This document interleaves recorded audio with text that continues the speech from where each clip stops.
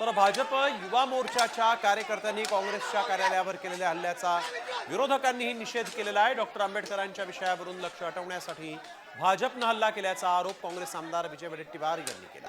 तर राज्यात पुढची परिस्थिती कशी असेल हे यावरून दिसलं, असा आरोप राष्ट्रवादी शरद पवार गटाचे आमदार जितेंद्र आव्हाडांनी केला आहे।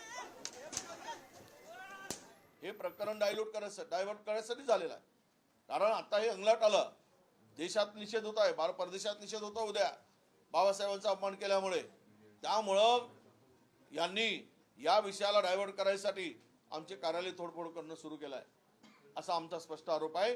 दोषीवर कारवाई व्हावी, त्याला अटक व्हावी, नाही झालं तर उद्यापासून आम्हाला वेगळी भूमिका घ्यावी लागेल। या राज्याची पुढची व्यवस्था कशी असणार आहे ही आहे।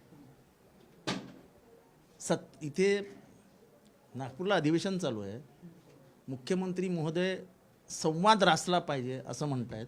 म्हणजे राज्य हे व्यवस्थित चाललं पाहिजे असा त्यांचा भाषणातनं तरी ओघ दिसतोय। आणि तिथे मुंबईमध्ये काँग्रेसच्या कार्यालयावरती हल्ला होतोय।